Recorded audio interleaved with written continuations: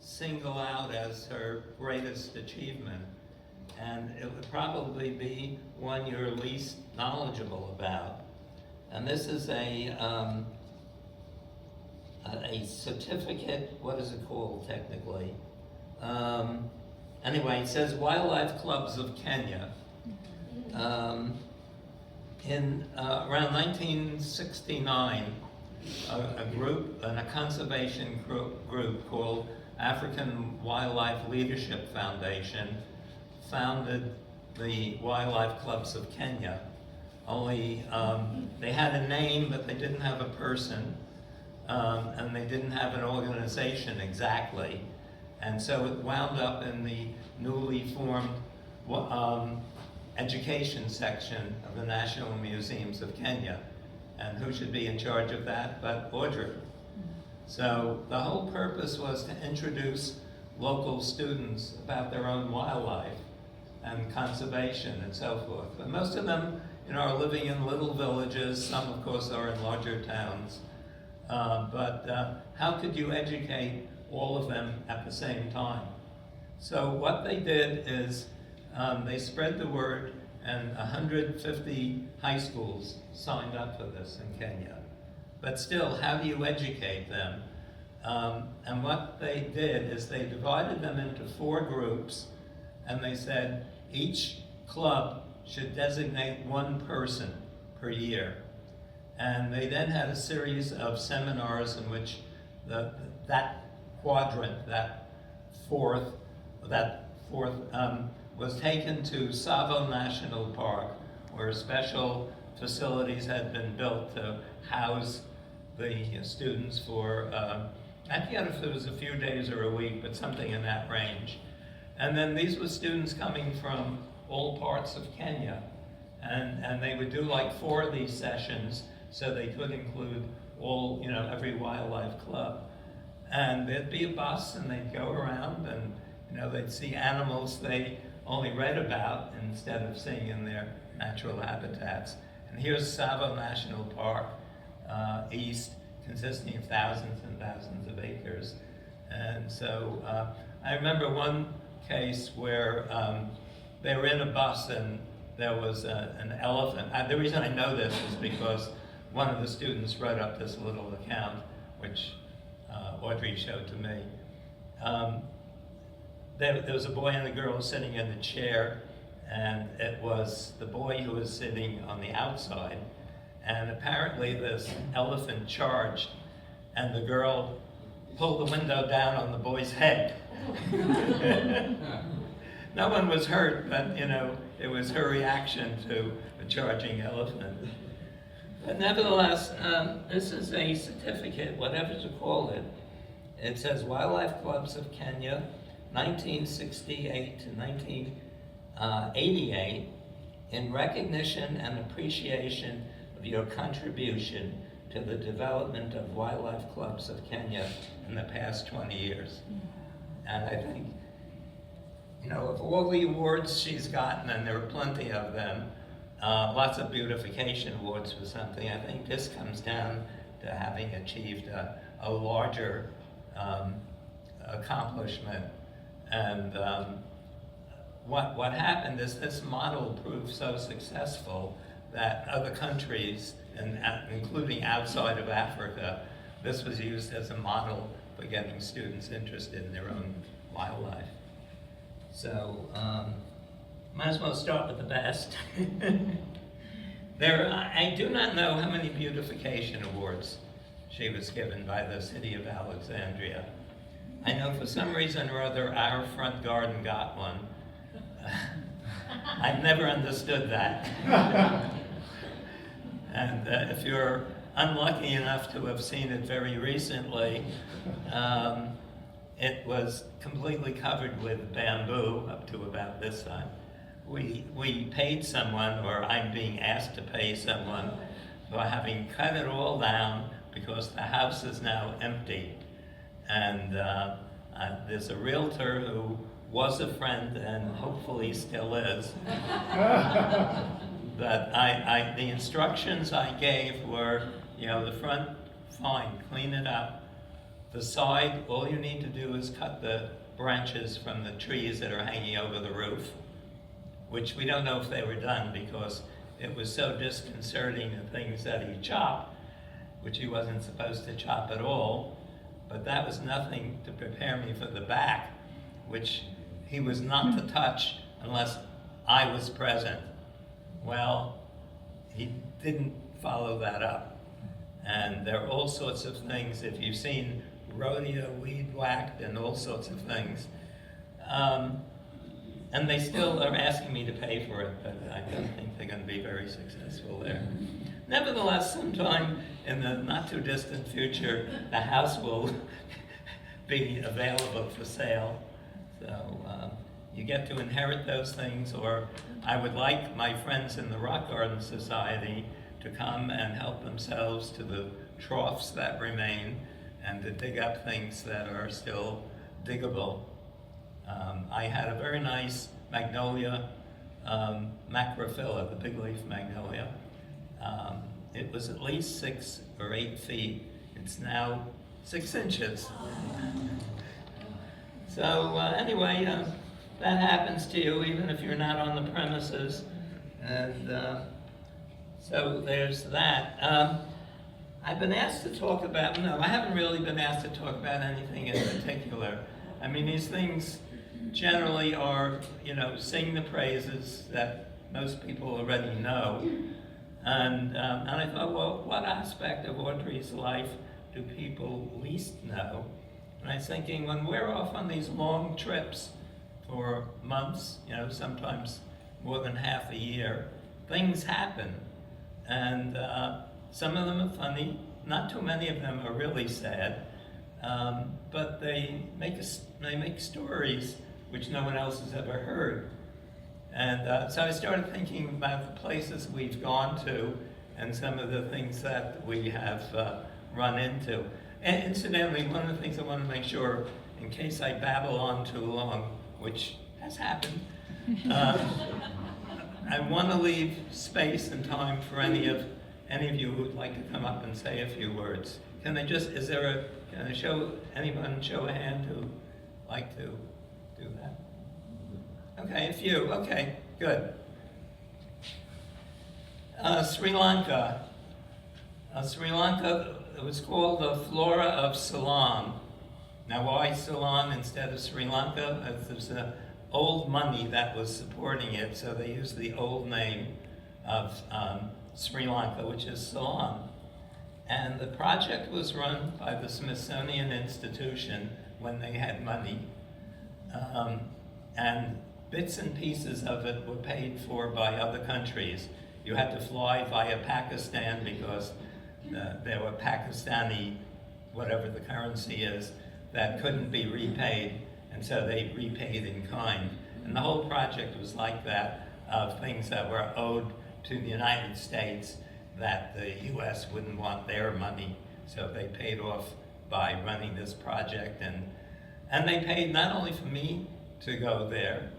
I was working at the Field Museum. They weren't fussy about where you worked, just what you worked on. And if you worked on a group of plants that was diverse enough to justify sending someone, to Sri Lanka, they paid for you. And if your wife helped you enough, they paid for her as well. And so that was a sort of marvelous time. One of the first plant observations we made involved our landlady's cat, which was a sort of dirty white, but you know how cats respond to catnip. They go crazy. Well, here was the cat going crazy about a plant that, she shouldn't have done that because that was euphorbiaceae. It's not a mint. But anyway, there was our crazy cat.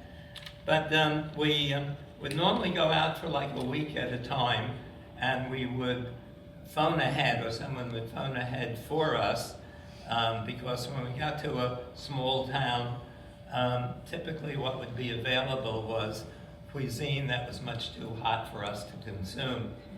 So they would call ahead and say, prepare the English meal. Well, there was occasional times when it didn't work. and we ate fire instead. But at one place, they put us in the honeymoon suite. And, you know, it was nice. I don't know what the other rooms were like. But there was sort of a raging river right outside. And so we got up when we got up. And the driver decided not to wake us. And I said, well, time to go. And I go up to the door and I turn the knob and it comes off.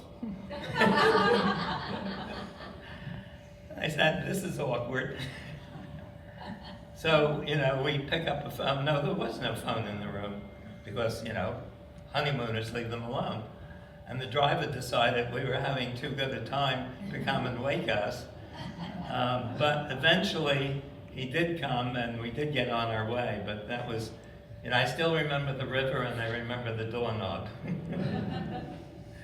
Another occasion, we were with the same driver and we were going down a hill.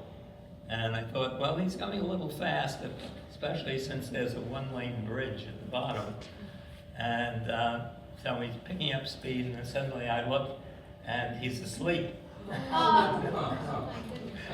And I thought, well, what's going to happen? You know, I shake him, and he puts on the brake, but we go thump into the truck at the bottom of the hill. And no one was injured, but what was injured, or would have been injured, was if he brought the truck back with the damage on it, they would say, you're going to pay for it. So we had to find a mechanic and get someone who would bang out the bumper on the truck as well as our vehicle. So that was Jaya Singha. Oh yeah, this is an Audrey story. She used to, you know, we put in the gardens around the YMCA parking lot. And occasionally the YMCA would not bother us. But they would one time, like, for example, they needed to change a light bulb, and they'd have to chop a tree to get up to the fixture. But generally, you know, they accepted free trees, care included, and just let it go at that. So Audrey used to go out and water at night because there's no traffic on the parking lot, and she wouldn't have cars running over the hoses and things like that. So one night she's out there about 2 in the morning, car pulls into the parking lot, and a woman comes out with a big knife. And so Audrey goes over and says, what are you doing? And the woman says, I've come to cut some branches. This is a flowering redbud. And Audrey turns to her, she said, we grew that from seed. And the worst could have happened, but it didn't. She got back in the car and drove away, and I don't think we ever had a repeat of that by either side. Let me just see what I highlighted here.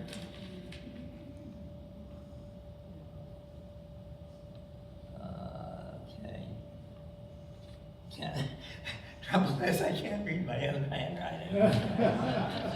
That's only applied the last 70 years or so, whenever I started writing. I'll tell you about where I live, because this is where Audrey lived. Somewhere around 2017, I was given a test of what do you call cognition in the doctor's office, and I passed with flying colors, and someone suggested, why don't we ask Audrey to take this? And I didn't expect her to do well. I mean, that's not the type of thing she would have had during her education in Kenya. But we finally got her to take it. And then the nurse practitioner who gave that test to her called me aside afterwards and said she was moderately impaired cognitively. And that turned out to be the start of a long, winding road down.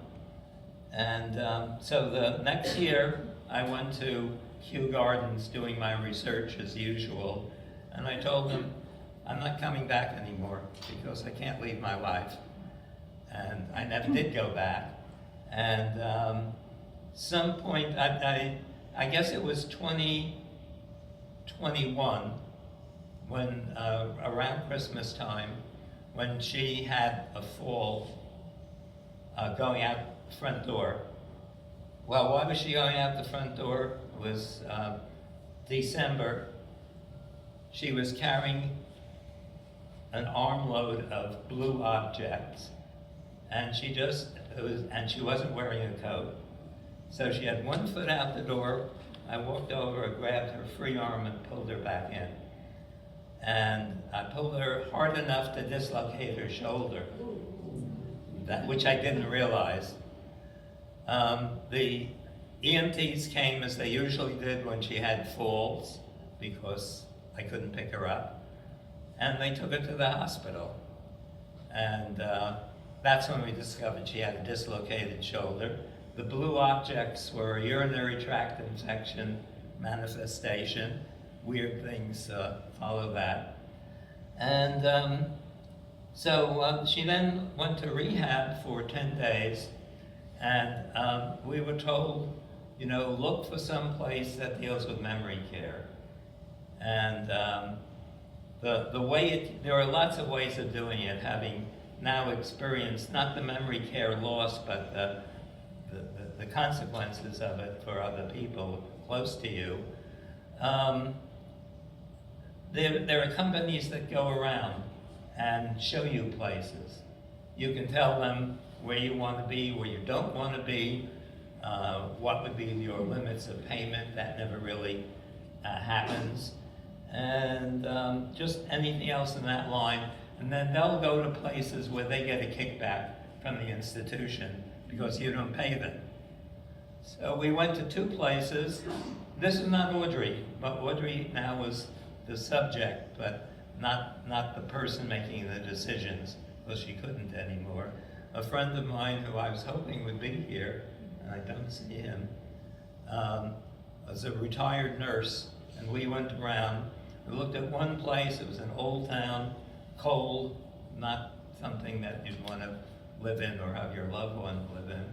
And then we went out to a place called Brightview Woodburn in Annandale.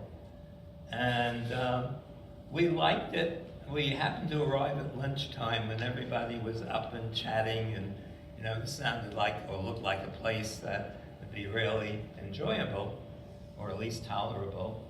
So that's where she wound up.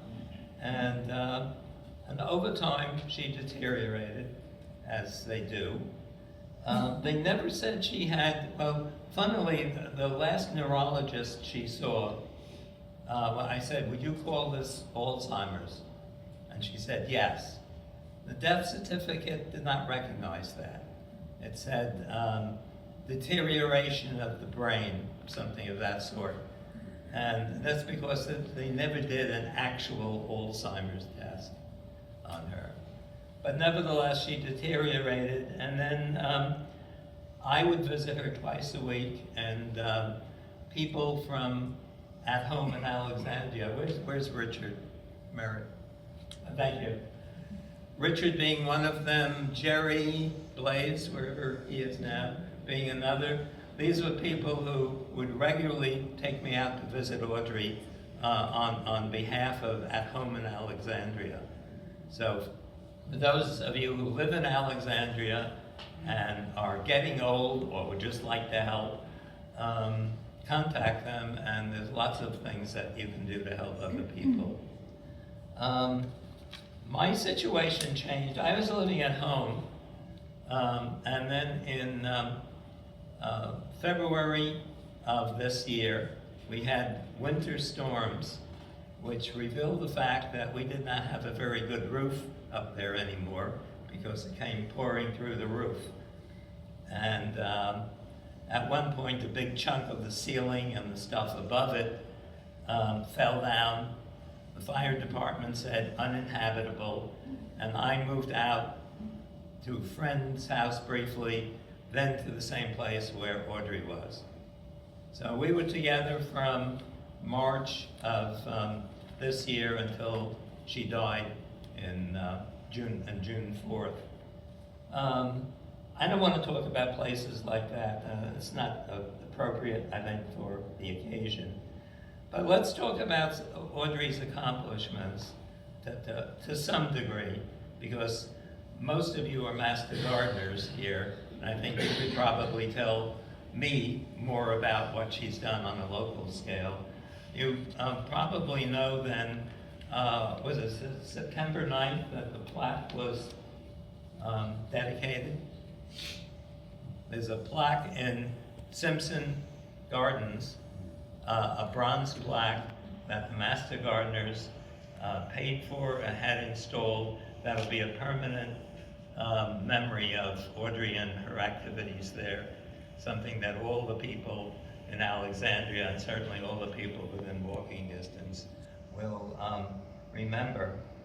And I don't have the wording, so I won't even try. But Audrey's birth, which is, not a normal place we start talking about adults. She was born on a coffee farm in Kenya. Her parents were both British. Her father came to Kenya in 1911 with two other brothers and his mother. One of the brothers also started ranching rather than farming. The third brother went to Europe and died in the trenches, and no more was known about him. And her mother was a nurse, trained in England, came out looking to help, and by that time her, Audrey's father, who didn't exist at that point, was a widower, and they met because he did in fact have a battle with Germans. This is World War I time, and he was severely wounded. His pancreas was destroyed, and he was in and out of hospitals for the rest of his life. And that's where he met Audrey's mother, to-be, because she was a nurse. And so they got married, and they had 4 children, and Audrey was the youngest, and there's two remaining. Steve is the son of the first brother, and there's another woman who is something of a religious, well, I don't want to say anything bad about religion, you get into trouble with that, but she's a great follower of it. And then her oldest brother died about 2 years ago. Do we have, yeah.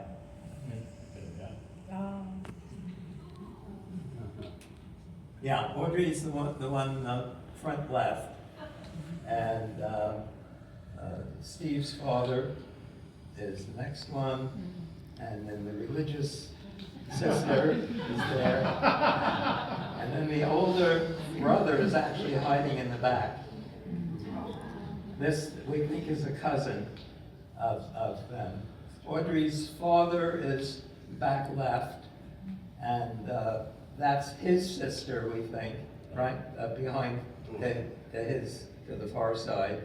Audrey's mother is in the middle, and we're not 100% sure who the gentleman on the right is. We think it may be his brother, right? Yes, that's right. Okay. Yeah, he had bunches of children himself.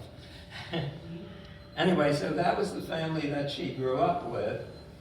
When she had all this, there was 600 acres I've seen, which for me is hard to imagine, because Audrey apparently described it as a small farm. They didn't know what would grow in Kenya at that time. They tried coffee, and they planted it up on the ridges where they thought it would be more protected from the cold. And they've got the Aberdare Mountains on one side of them, which are 13,000 feet high, and Mount Kenya on the other side, which is 17,000 feet high. So there's a lot of cold air around there. But they discovered that if they planted them in the valleys, where they thought they'd be protected, in fact, they were killed by the cold air rolling down from the higher elevations. So they finally learned to grow coffee on the ridge tops. And, but we should point out, for those of you who were thinking of their history, why was there so much unoccupied land when the British colonials went out there. It has to do with the people dying off from diseases, particularly like rinderpest, which affected the cattle and so forth. They also raised cattle, and by raising them for generation after generation, they became accustomed to the local plants and no longer ate the poisonous ones. And the final thing they grew were vegetables, which were sold to local tourist hotels. When her father died when she was 10, and the older brother took over the running the farm, and I think Steve's brother went out to Australia somewhere around that time, and I guess the sister was secure with her religion. And so that's where they were basically when I came along. I did not interact with the family at all, but I went out as a Peace Corps volunteer in 1966. Since we were going to Africa, we trained at a Midtown hotel in Manhattan. Not exactly Peace Corps' finest hours. The most memorable part of training was the night the lights went out over New York. We had a good party that night. We had to study Swahili on another occasion. So I went out to Kenya at the beginning of '66 and taught for 2 years. I was hoping actually the sister of one of my students would be here today. She worked, I think that's the correct tense, the Voice of America, the Swahili service, and she made it through the earlier cuts, but I think the last one got her, and she has a teenage son who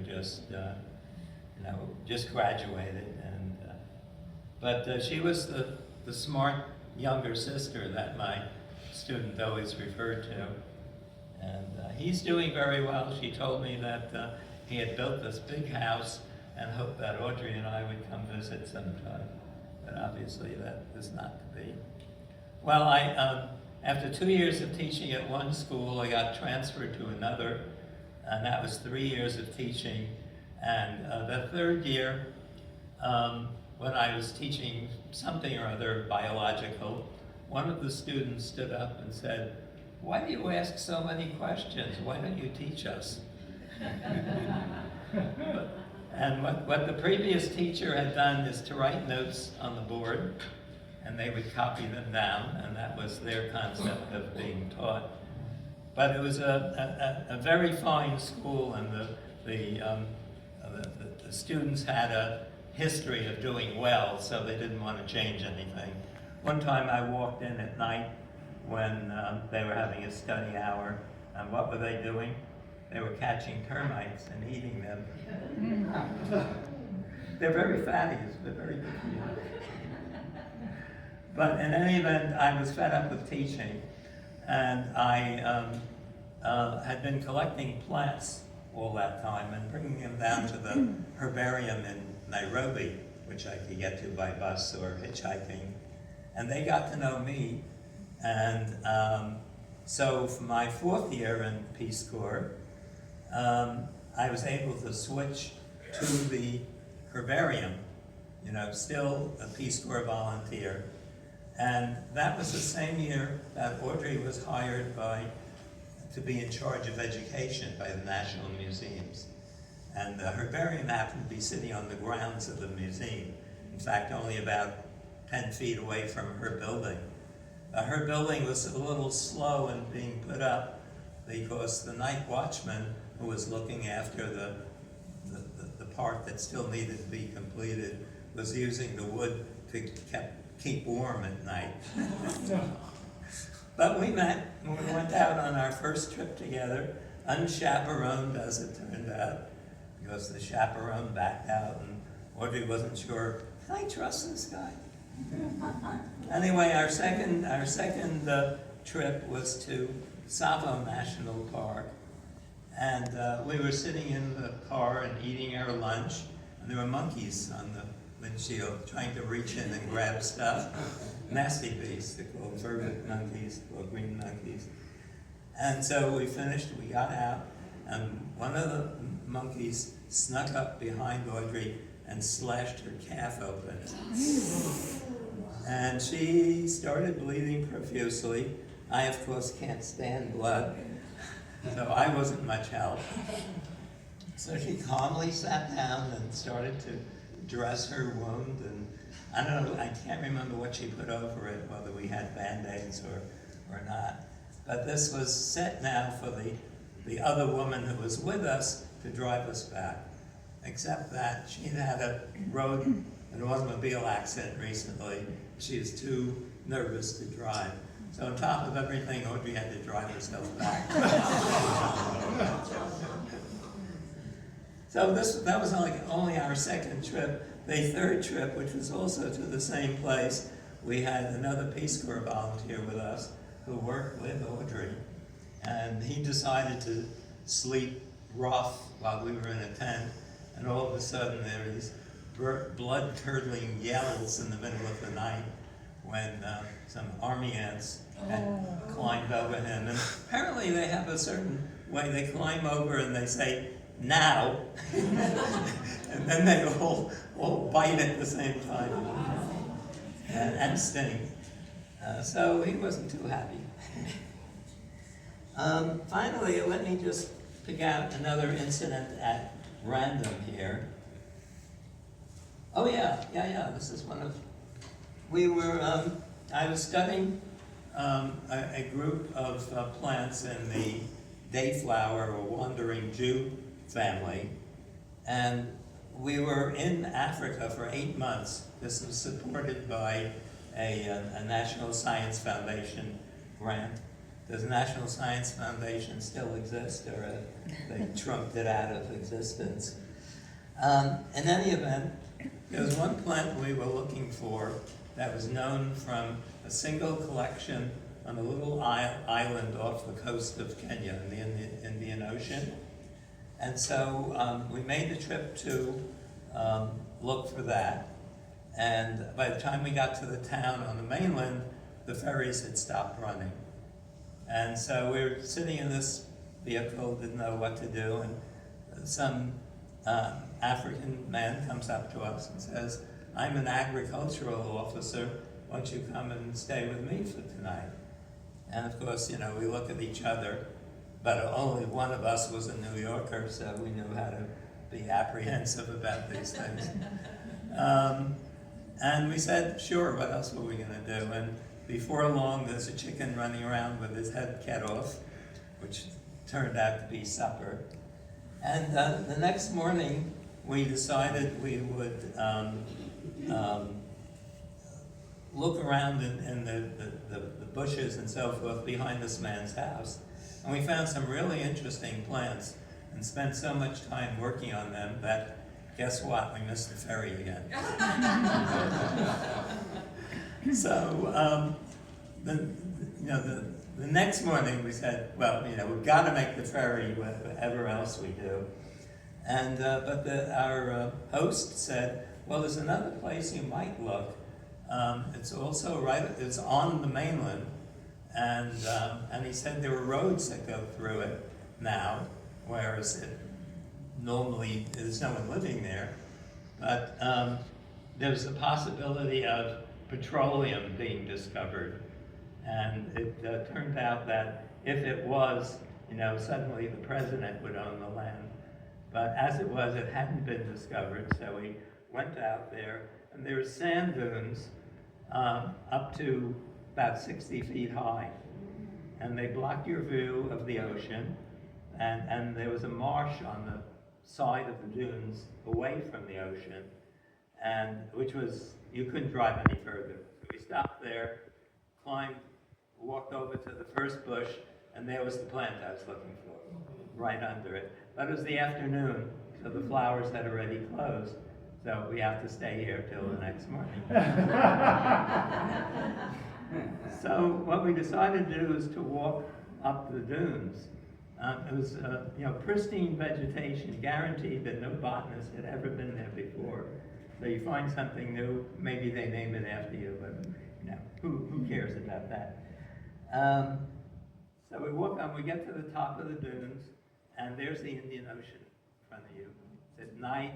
There are elephant tracks in the sand, tracks of other animals, and it's the most beautiful place I ever saw in Africa.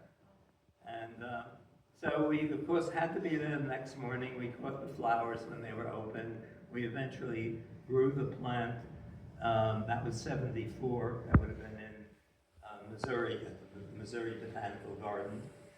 And ultimately, we named it after the island where it was first found. But the thing was, right after we had come down and taken all these pictures, I said, why am I getting so many pictures on this roll of film? And I opened the back. It wasn't on the sprockets. I had no pictures at all. So they're all up here. You can never figure out how to get them out. Well, one of the things, Audrey has a couple of paintings which we didn't bring. That one shows rhinos in moonlight, the other one elephants in moonlight. We once were staying at the coast, a different place. It was a facility that the University of Nairobi used when they were doing work at the coast. And we were standing under a tree, and we were sort of speculating, what colors can you see at night? And we thought, you know, if you want to have night flowers, you know, white and yellow generally work. Blues, reds, whatever, you know, generally don't. So we weren't sure, and the next morning we went down, trees covered with red flowers. So the perception of reality. Okay, well, let me just wind up now, I think. Is that? Yeah. Okay. And just say, you know, we're here to honor Audrey, to renew friendships, and I'm so pleased that you were able to come out here and celebrate honoring Audrey as we all are doing. Thank you for coming.